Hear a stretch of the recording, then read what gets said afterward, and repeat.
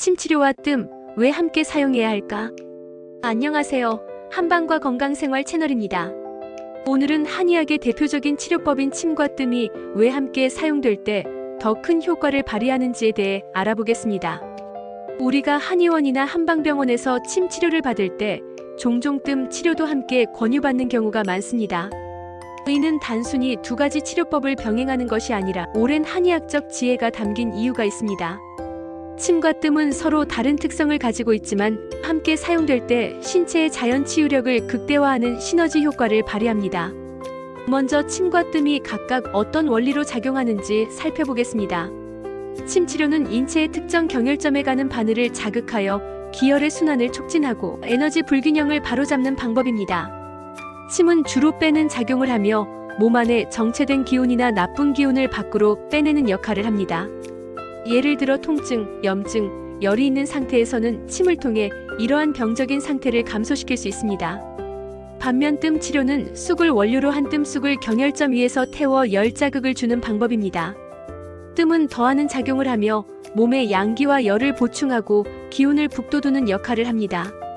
몸이 차갑고 기운이 부족한 상태, 즉 허증일 때 특히 효과적입니다.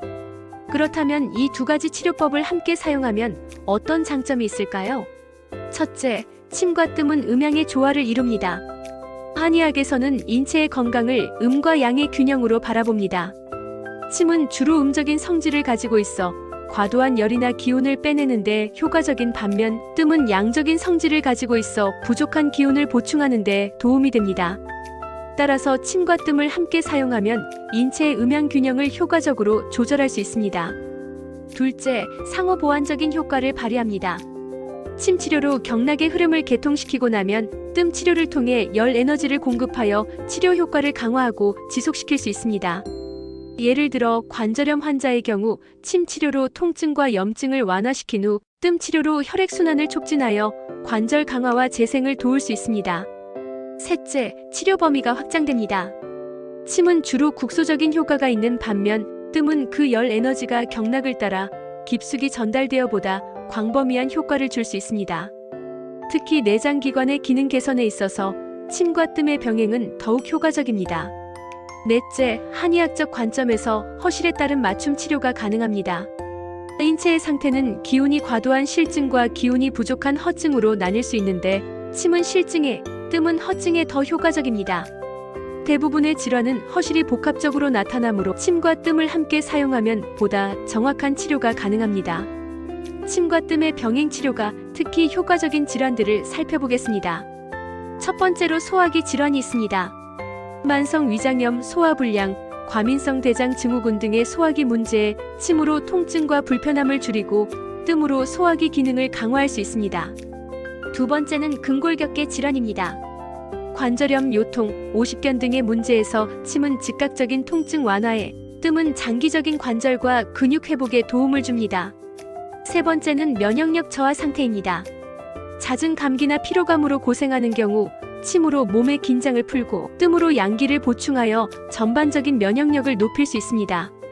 네 번째는 여성 질환입니다.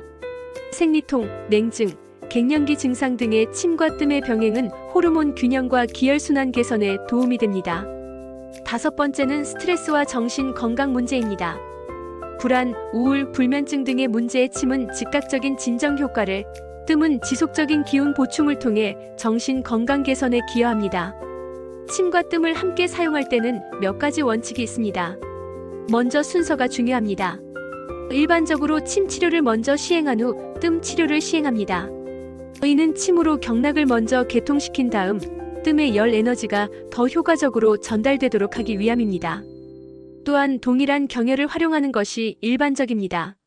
침과 뜸은 보통 같은 경혈에 적용하지만 때로는 서로 다른 경혈을 선택하여 보완적인 효과를 노릴 수도 있습니다. 체질과 증상에 따른 조절도 중요합니다. 한의학에서는 개인의 체질과 현재 증상에 따라 침과 뜸의 비중을 달리합니다. 열이 많은 체질은 침을, 냉한 체질은 뜸을 더 강조하는 식입니다. 그리고 계절적 고려도 필요합니다. 여름철에는 침의 비중을, 겨울철에는 뜸의 비중을 높이는 것이 일반적입니다. 이는 계절의 기운과 인체의 상태를 조화시키기 위함입니다. 실제 사례를 통해 침과 뜸의 시너지를 살펴보겠습니다. 45세 직장인 이 씨는 오랜 디스크 문제로 요통에 시달렸습니다. 초기에는 침 치료만 받았으나 일시적인 통증 완화 후 증상이 다시 재발했습니다.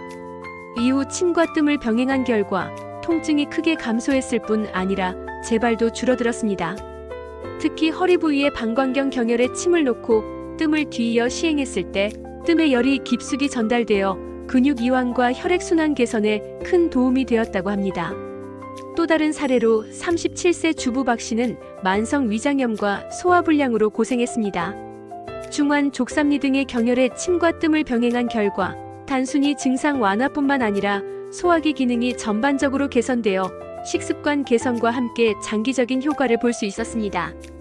침 치료는 전문가에게 받아야 하지만 간접구와 같은 안전한 형태의 뜸은 가정에서도 사용할 수 있습니다. 하지만 몇 가지 주의사항이 있습니다. 먼저 경혈의 정확한 위치를 파악하는 것이 중요합니다.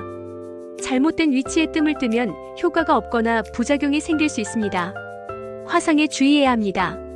직접구보다는 간접구나 뜸쑥을 이용한 제품을 사용하는 것이 안전합니다. 또한 체질과 상태를 고려해야 합니다. 매우 허약하거나 고열이 있는 상태, 임신 중에는 뜸을 삼가야 합니다. 적절한 시간 설정도 중요합니다. 한 번에 너무 오래 뜸을 뜨는 것보다 짧게 여러 번 나누어 뜨는 것이 효과적입니다.